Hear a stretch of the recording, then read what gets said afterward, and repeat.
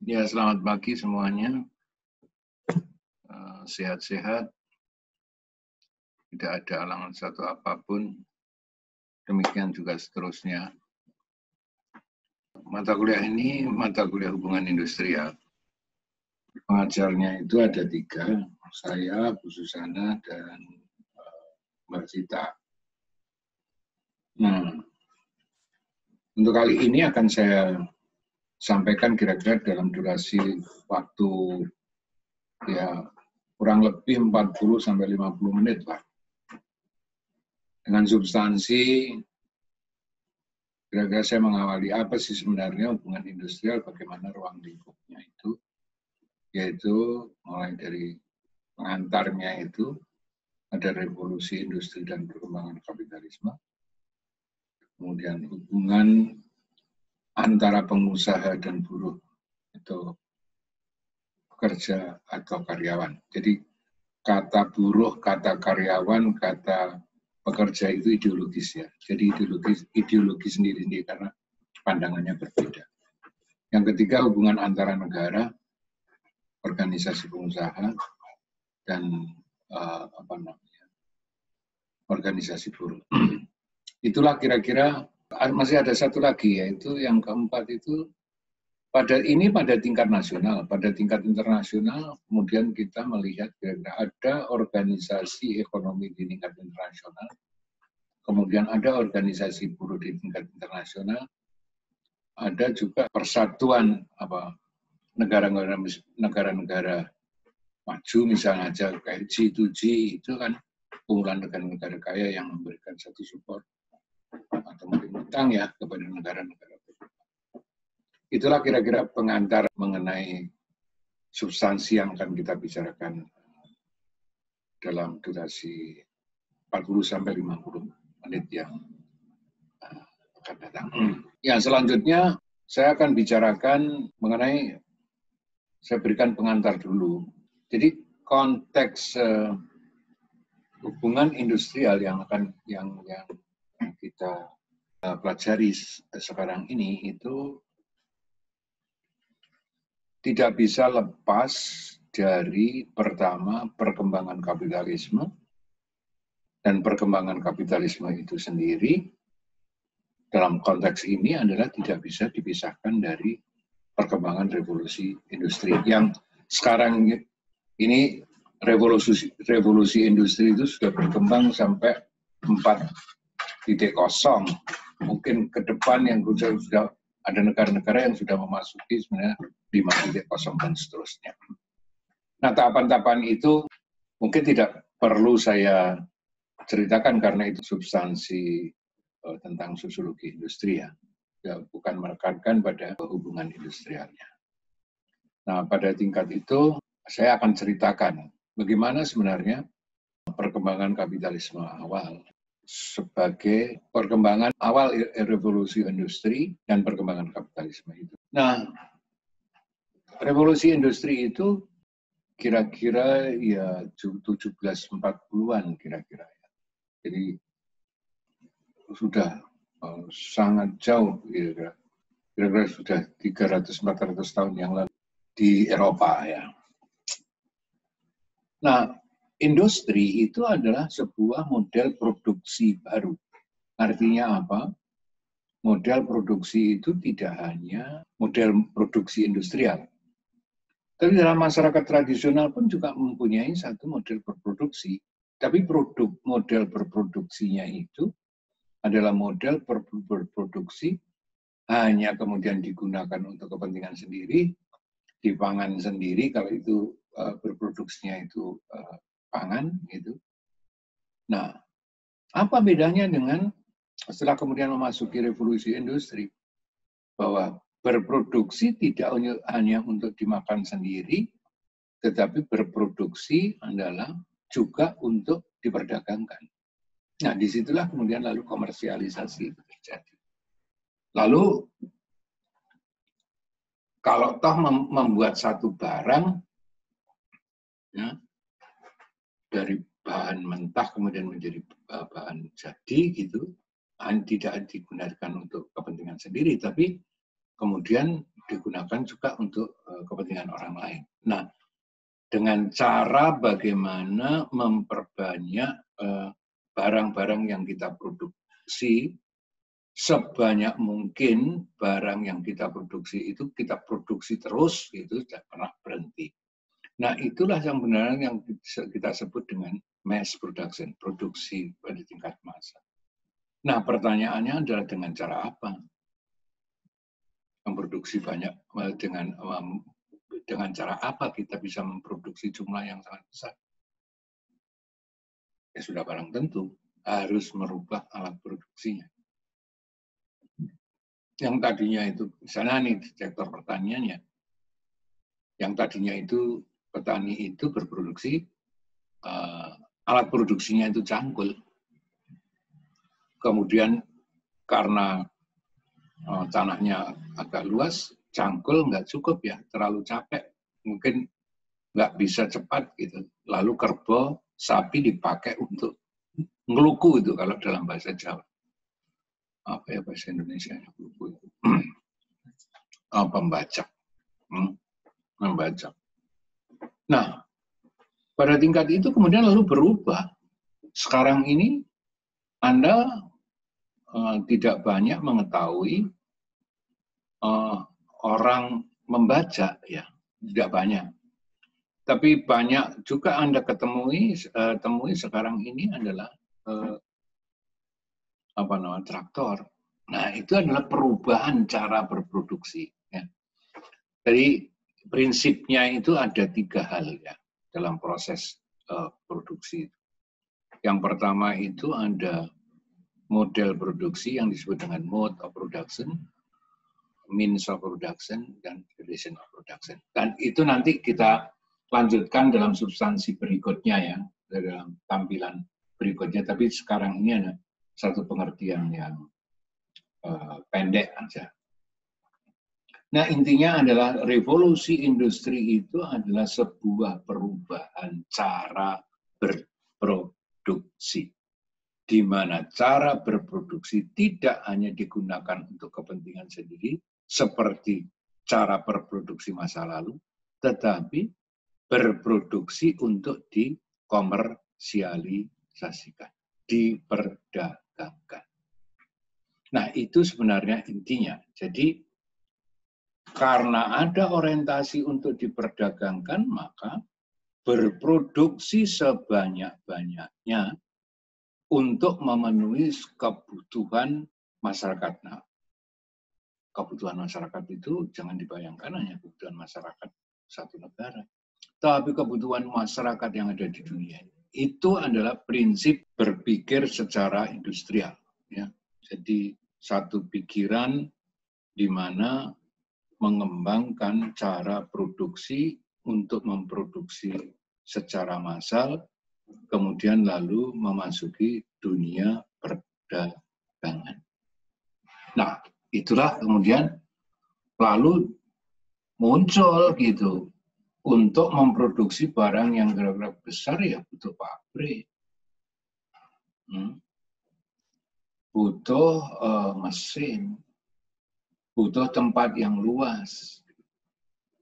Dulu ya, sekarang nanti di revolusi industri yang akan datang, sekarang 4.0, Anda mau berjualan nggak perlu lagi kira-kira memiliki tempat yang sangat luas. Satu tempat kecil aja mungkin bisa. Anda tahu kan Bukalapak misalnya dalam perdagangan. Dengan menggunakan media elektronik, Anda bisa memasarkan barang yang banyak sekali gitu ya. Jadi ada satu perubahan di situ. Di mana faktor produksi yang sangat penting adalah bukan tanahnya, luas tanahnya. Bukan kemudian mesinnya. Tapi faktor produksi penting adalah tergantung pada media macam apa yang digunakan untuk berkomunikasi. Nah, disinilah perubahan yang begitu besar gitu.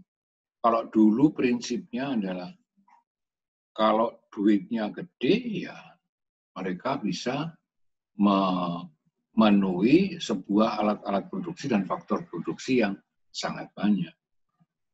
Dibandingkan kalau orang duitnya kecil. Oleh karena itu, kalau dulu ya, jangan bersaing dengan orang yang duitnya gede, pasti kalah. Sekarang ini orang yang kira-kira duitnya kecil, ya misalnya bisa juga kemudian bersaing dengan orang yang duitnya besar. Misalnya aja, dalam dunia perdagangan ya, atau dunia usaha transportasi misalnya. Tiba-tiba dengan perkembangan revolusi industri 4.0, dengan perkembangan robotik, dengan perkembangan alat komunikasi yang lebih canggih, itu yang dulunya taksi konvensional itu merajai karena siapa yang taksinya banyak, duitnya banyak, maka dia akan menguasai seluruh konsumen. Tapi munculnya Gojek, munculnya Grab melakukan disruption. Jadi mendobrak satu keadaan yang semula orang tidak memperkirakan bahwa pengusaha yang duitnya banyak pasti kalah, tapi ternyata enggak juga gitu. Wah, itu kelabakan kalau Anda lihat misalnya munculnya taksi online, ojol. Nah, itu kemudian lalu mengakibatkan juga sebenarnya pengusaha-pengusaha taksi konvensional itu kemudian juga harus merubah cara-cara mereka itu. Nah, itu yang perkembangan kemudian ya. Tapi intinya kita balik ke belakang. Nah, dalam revolusi industri, ketika kemudian muncul pabrik, industri manufaktur terutama ya, pabrik. Nah, disitulah yang kemudian memunculkan lalu ketika kemudian ada pabrik ya, pasti pabrik itu ada pengusahanya. Pengusaha sendiri itu nggak mungkin akan bekerja kalau dia hanya punya duit tok gitu, tidak ada yang mengerjakan, ya tidak terjadi proses produksi. Untuk bisa sampai kepada proses produksi, maka harus ada pekerjanya. Nah, disitulah kemudian terjadi hubungan antara pemilik alat-alat produksi dan orang-orang yang tidak memiliki alat produksi. Nah, disinilah yang kemudian masuk dalam satu pengertian pertama tentang hubungan industrial yang sifatnya adalah bipartit, yaitu hubungan antara pengusaha dan hubungan antara pengusaha dan para buruh. Tadi saya bilang bahwa istilah buruh, istilah pekerja, dan istilah karyawan ini adalah sebenarnya terminologi yang sifatnya ideologis. Ya. Orang-orang yang berpikir dengan menggunakan teori konfliknya Karl Marx misalnya, tidak mau menggunakan satu terminologi pekerja atau karyawan, mereka akan menggunakan terminologi labor. Nah, mengapa begitu? Nanti saya ceritakan setelah kita menyelesaikan persoalan definisi ini. Itulah pengertian pertama dalam hubungan industrial, yaitu hubungan antara pengusaha di satu pihak yang memiliki perusahaan dengan para orang-orang yang bekerja di dalam perusahaan itu dalam sebuah proses produksi.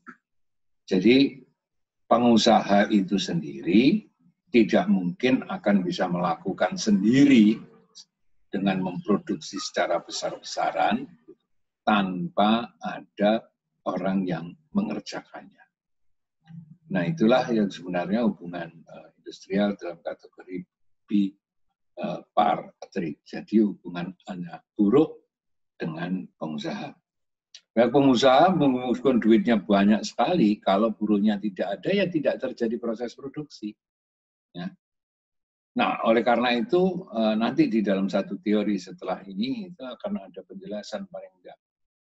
Ada penjelasan hubungan buruh dalam arti hubungan kelas, hubungan buruh dan pengusaha itu dalam konteks pengertian hubungan kelas, ada juga kemudian antara buruh dengan pengusaha atau pengusaha dengan buruh itu dalam konteks hubungan stratifikasi.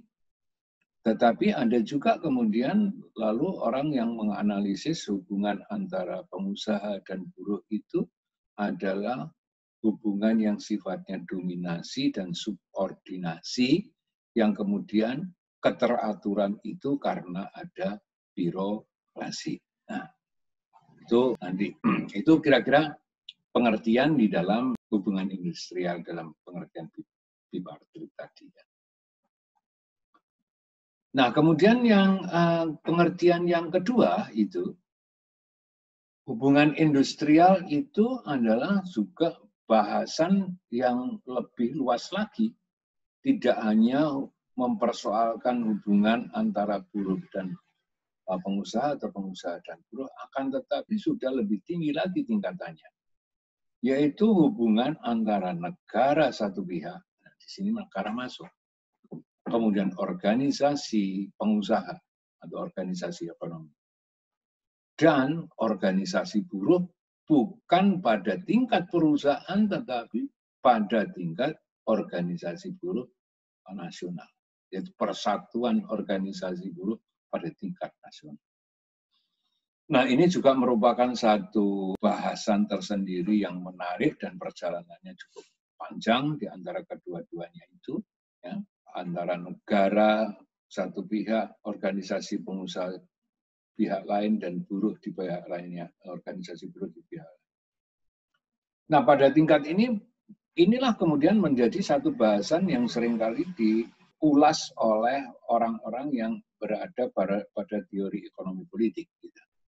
Artinya, organisasi, kalau ada istilah, kemudian negara, pasar, dan organisasi masyarakat sipil. Nah, itu artinya adalah negara, organisasi ekonomi, dan masyarakat sipil. Salah satunya organisasi masyarakat sipil yang organisasi buruh, so civil society organization, ya, salah satunya itu adalah organisasi buruh. Nanti pada kesempatan yang lain, kita ketemu yang lain, kita bisa membahas tentang civil society organization tersendiri, tapi bukan di S1. Saya di S2 nanti ada mata kuliah organisasi masyarakat atau organisasi sosial dan pembangunan. Nah, itulah kemudian antara hubungan antara organisasi yang disebut negara, kemudian pengusaha, dan organisasi buruh. Pertanyaan orang adalah, siapa yang akan kira-kira diutamakan oleh negara? Negara akan memberikan satu peluang lebih besar pada organisasi buruh, organisasi ekonomi, dengan tidak menjamin kira-kira kesejahteraan buruh. Atau negara kemudian melakukan satu pembelaan buruh, kemudian dengan kira-kira kalau itu dilakukan mungkin pengusaha kira-kira akan protes. Nah, bagaimana menempatkan satu posisi keadilan di dalam hubungan industrial seperti kayak begini? Nah, dinamikanya banyak banget gitu, kasusnya banyak banget. Nanti di belakang-belakang kita akan membahas bagaimana kerja layak dan seterusnya, ya, termasuk juga bagaimana jaminan sosial untuk para buruh itu dilakukan oleh pengusaha, dan aturan main dari negara apa. Ini cerita seperti itu nanti akan terjadi di ulasan berikutnya, mungkin Bu Susana, mungkin Mbak Sita, ya. Itu. Nah, pada tingkat inilah yang sebenarnya kemudian yang ketiga itu, ini tidak cukup karena perkembangan industri, organisasi pengusaha itu, usaha itu tidak hanya kira-kira kemudian bergerak dan berputar pada konteks nasional, lari kepada konteks internasional. Gitu. Bayangkan aja kalau kita menanam, misalnya mengundang sejak Orde Baru ini menjadi sekarang ini keprihatinan dan ketergantungan kita terhadap foreign capital, capitalnya orang asing. Orde Baru mengundang sebanyak-banyaknya kira-kira kapital asing untuk masuk untuk ditanamkan sebagai satu investasi yang ditanamkan di Indonesia. Nah, pada tingkat itu kemudian negara gitu, jika negara kira-kira tidak melindungi mereka, ya mereka akan balik lari. Nah, inilah yang kemudian berbeda konteks negara berkembang dan konteks negara maju pada waktu itu, dan konteks negara berkembang setelah Perang Dunia Kedua. Ya, nanti kemudian itu sebenarnya menjadi bahasan yang menarik. Mata kuliah hubungan industrial ini sebenarnya kalau di tingkat internasional ngomong tentang persatuan di antara negara-negara kaya misalnya dengan negara-negara yang berkembang seperti itu, yang kemudian negara kaya memberikan bukan support ya, menurut saya hutang lah kira-kira, atau menanamkan investasi di negara-negara berkembang dan seterusnya gitu.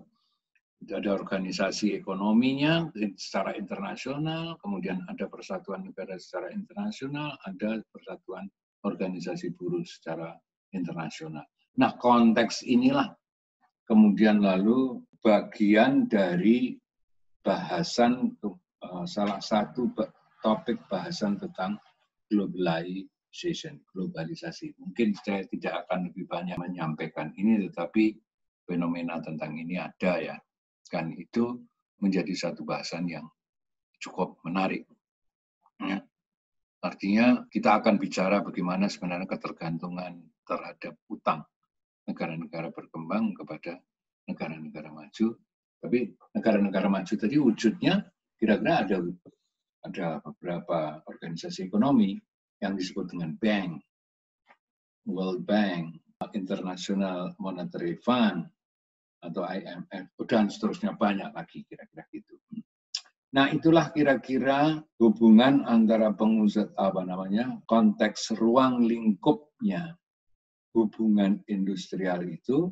Pertama, kita harus mengetahui bagaimana sebenarnya perkembangan kapitalisme yang dimulai dari perubahan cara produksi di era revolusi industri. Jadi revolusi industri, saya tegaskan lagi, adalah sebuah perubahan cara-cara berproduksi, di mana cara berproduksi itu tidak hanya digunakan untuk kepentingan sendiri, tetapi cara berproduksi itu kemudian juga untuk memenuhi kebutuhan kebutuhan orang lain, yang kemudian diperjualbelikan. Disitulah kemudian masuk sebuah komersialisasi. Nah, bagi itu berkembang terus gitu ya, industri itu berkembang terus, kemudian ketika industri berkembang terus, kemudian lalu barang yang dijual itu tidak hanya kira-kira untuk kira-kira kebutuhan sendiri dalam arti masyarakat yang ada dalam satu negara itu. Karena diproduksi, jadi cara berproduksinya itu semakin lama semakin besar, maka sebenarnya jumlah barangnya itu banyak gitu. Kan timbul pertanyaan, kalau kemudian jumlah diproduksi terus gitu, padahal orang yang ada di dalam negara itu kira-kira telah tercukupi kebutuhannya. Jadi artinya bahwa suplainya besar, demand-nya itu kemudian hanya terbatas.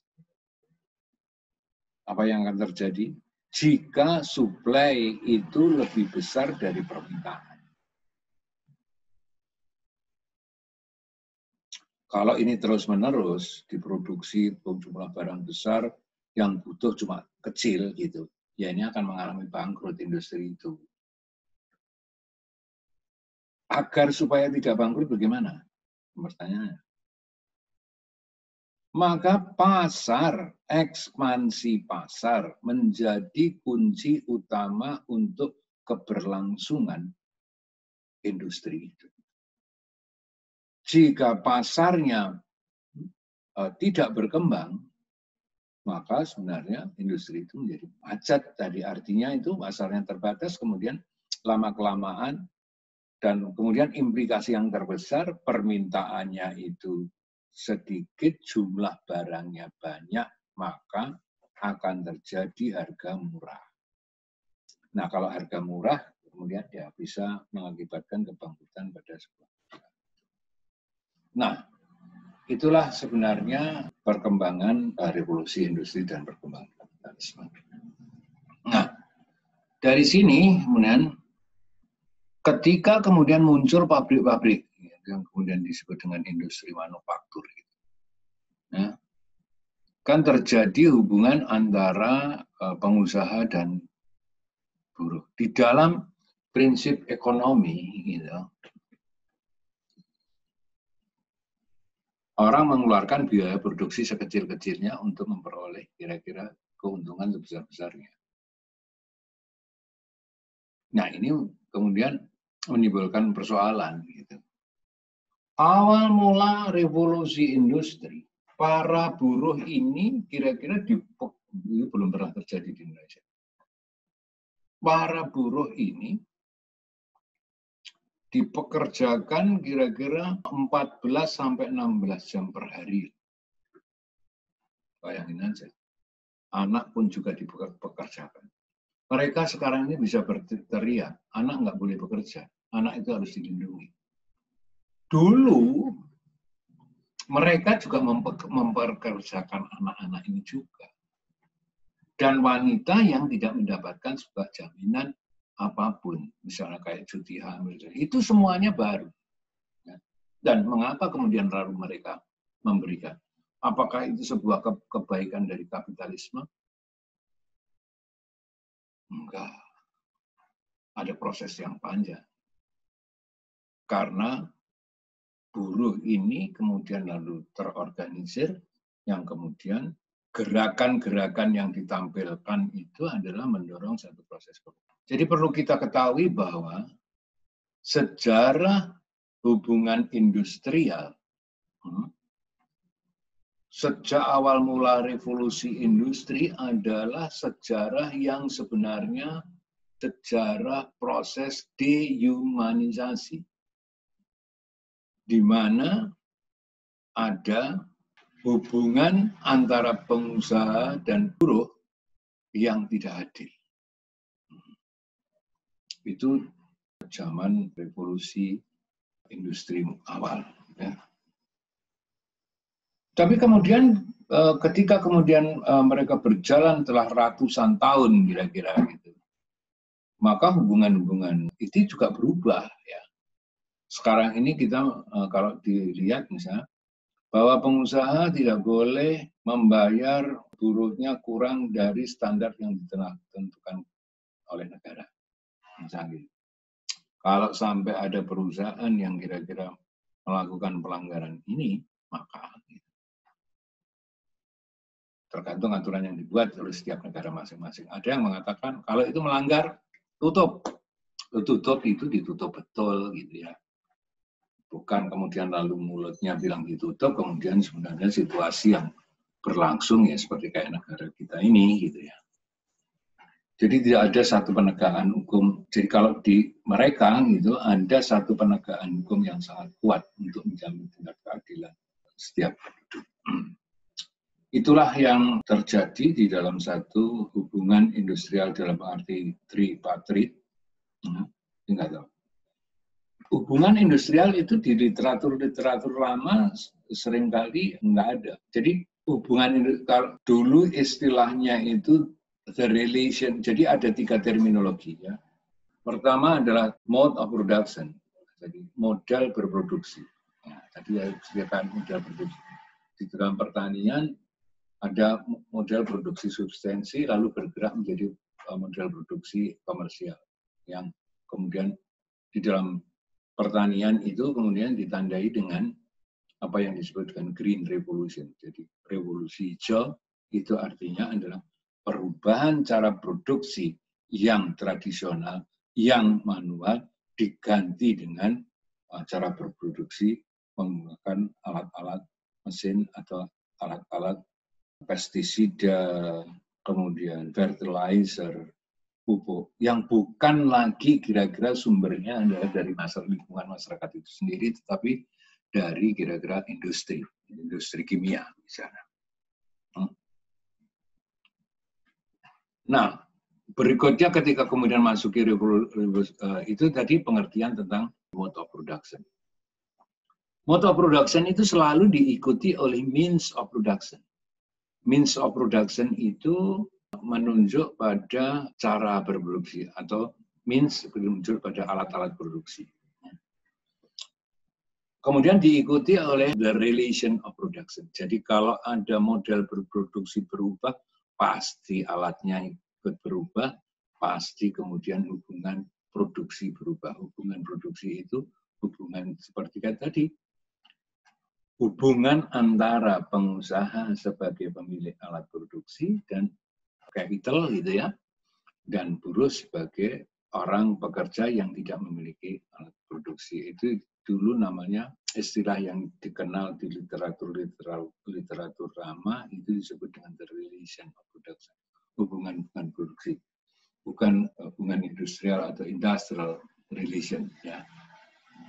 Nah, tapi saya dalam hal ini nanti akan saya gunakan secara bergantian istilah tentang hubungan produksi itu sebenarnya sama dengan industrial relation. Nah, disitulah ya, jadi 3 hal tadi, mode of production, kemudian the relation of production, dan means of production itu adalah 3 komponen yang akan kemudian mengikuti perubahan-perubahan dalam satu revolusi industri. Nah, itulah yang menjadi titik tolak kira-kira. Di tingkat awal revolusi industri terjadi ketidakadilan antara pengusaha dan buruh. Jadi terjadi semacam kayak ada eksploitasi. Nanti saya terangkan ada beberapa hal dalam konteks hubungan antara pengusaha dan buruh ini gitu.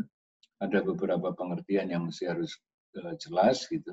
Dalam konteks itu nanti di tampilan yang berikutnya akan saya sampaikan. Ada pengertian-pengertian tentang kelas, hubungan kelas. Atau tadi kemudian hubungan yang stratifikasi, hubungan yang kelas, stratifikasi, kemudian dominasi dan subordinasi, yang kemudian keteraturan itu ditegakkan oleh birokrasi gitu ya. Nah, itu nanti kira-kira akan mewarnai cara berpikir ya. Nah, ada beberapa hal yang mesti harus diketahui itu konsep tentang kelas. Jadi hubungan di antara pengusaha dan buruh itu adalah hubungan yang sifatnya kelas. Gitu. Dari cara berpikir Marxis. Nanti cara berpikir yang kemudian bukan Marxis tapi sistemik gitu. Maka sebenarnya ada sebuah bentuk stratifikasi.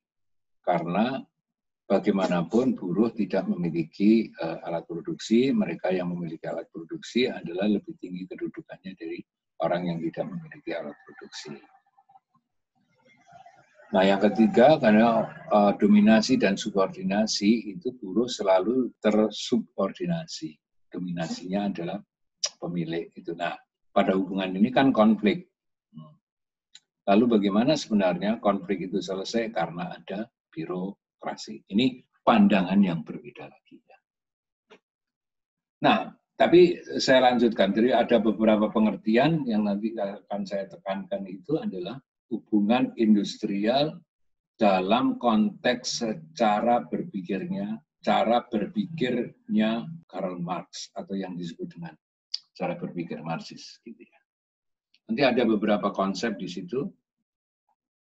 Misalnya tadi saya bilang ada konsep kelas, ada konsep surplus value, ada konsep eksploitasi, ada konsep tentang alienasi, konsep labor force, ada konsep sampai dengan kemudian labor organization, dan yang terakhir memunculkan sebuah kekuatan politik yang sangat dahsyat, yaitu konsep Labor Party, Partai Buruh. Yang ideologinya satu, membela tentang kesejahteraan buruh. Oleh karena itu kalau kita lihat di negara-negara kapitalis, negara-negara barat itu, partainya nggak ada yang banyak. Partainya itu, ini saya nggak bicara tentang yang di negara sosialis ya, karena di negara sosialis dan komunis saya nggak bisa ngelihat sehingga nggak bisa belajar lebih banyak. Ya. Yang ada di negara kapitalis itu adalah partai itu hanya paling-paling banter ya 3. Yang satu adalah partainya para buruh, ideologinya adalah memajukan kesejahteraan buruh. Partainya orang-orang pengusaha atau pembela kapital, gitu ya. Itu adalah tugasnya bagaimana mengakumulasikan duit, untungnya banyak, dan seterusnya. 2 hal ini adalah kemudian bertentangan ideologi. Ya. Jadi pahamnya itu bertentangan. Oleh karena itu akan kita bicarakan besok kira-kira pada tampilannya berikutnya. Nah, sekarang ini adalah kita mempelajari hubungan industrial dalam arti bipartit, kita mempelajari hubungan antar tripartit, artinya antar negara, organisasi pengusaha, organisasi ekonomi dan organisasi buruh, atau kemudian kita di tingkat internasional adalah melihat ada International Labour Organization atau ILO, kemudian ada organisasi ekonomi dunia, ada kira-kira organisasi persatuan kira-kira negara di seluruh dunia. Nah, konteks inilah kemudian bahwa industrialisasi atau industrial revolution itu pada akhirnya berkembang juga di mana-mana, tidak hanya di Eropa, tapi juga di Belanda manapun, ya. Yang kemudian secara ekonomi pun juga nggak bisa kemudian satu negara itu berdiri sendiri. Jadi perputaran duit itu adalah perputaran kemudian seluruh dunia. Bayangin aja dengan situasi COVID yang sekarang ini terjadi gitu, macet satu ya macet semuanya. Nah, inilah jadi ruang lingkup ketika kita mempelajari industrial relation, hubungan industrial itu, maka hubungan antar negara, organisasi pengusaha dan organisasi ekonomi atau dan kemudian organisasi buruh menjadi posisi penting. Apa posisi pentingnya? Bahwa buruh di situ adalah ikut menentukan polisinya negara tentang kesejahteraan. Nah, tapi kalau itu di Eropa diperjuangkan oleh buruh sendiri melalui partai yang disebut dengan partai buruh. Nah, di Indonesia ini tidak jelas. Partainya yang gedabiah banyak sekali gitu, tapi apa ideologinya pembelaan? Semua ngomong tentang membela rakyat. Rakyat yang mana yang dibela? Rakyat kira-kira elit atas. Nah, ini ada soal. Itulah sebenarnya kekuatan politik perubahan. Jadi dalam konteks teori-teori konflik misalnya, bahwa perubahan itu kemudian tidak semata-mata linier lalu berubah dengan sendirinya. Enggak. Benturan itu menghasilkan sebuah proses perubahan. Itulah kira-kira sementara ya apa yang saya sampaikan mengenai kira-kira ruang lingkup yang dipelajari dalam hubungan industrial. Nah, nanti dalam ruang lingkup itu pengertian ini gitu, aku berkembang loh, kemudian berkembang bagaimana kira-kira tentang salaries, tentang wages, tentang asuransi, tentang bagaimana dengan terminologi kerja layak, decent work. Nah, itu nanti akan mengikuti semuanya itu akan diwadahi oleh kira-kira konteks pengertian ruang lingkup industrial tadi. Di tingkat perhubungan, di tingkat terjadi tingkat perusahaan, dan hubungan yang terjadi pada tingkat negara, pada tingkat organisasi nasional, negara, pengusaha, dan organisasi buruh. Disitulah yang di sini adalah menentukan policy bagaimana kesejahteraan itu dijamin, yang kemudian di hubungan antara pengusaha dan buruh pada tingkat perusahaan itu adalah bagaimana kesejahteraan yang telah menjadi policy ditentukan secara bersama-sama tadi diimplementasikan secara adil oleh unit pekerjaan dalam tempat kerja, yaitu perusahaan atau tempat kerja yang lain. Itulah kira-kira bagian besar dari apa yang saya sampaikan. Terus terang, saya menyampaikan ini dengan menggunakan video, bisa didengarkan lebih dulu. Nanti pada saat pas kira-kira waktunya kuliah, maka akan saya buka sesi tanya jawabnya. Jadi tanya jawabnya bukan sekarang gitu, tapi tanya jawabnya nanti di pas jadwal kuliah. Saya rasa itu sementara dan supaya nggak jenuh ya, kalau terlalu lama nanti jenuh juga gitu. Tapi paling tidak hal-hal itu literaturnya saya rasa sudah ada di dalam silabus ya, nanti dibaca sendiri dan kemudian bisa dicari. Saya kira itu untuk sesi ini saya tutup gitu ya. Kemudian yang penting adalah semangat dan mudah-mudahan COVID-19 segera berlalu gitu. Tidak tumbuh lagi virus yang aneh-aneh gitu ya. Sehingga dengan demikian maka perjalanan ekonomi, perjalanan kesejahteraan manusia akan tetap berlangsung dengan baik. Itu kira-kira wassalamualaikum warahmatullahi wabarakatuh.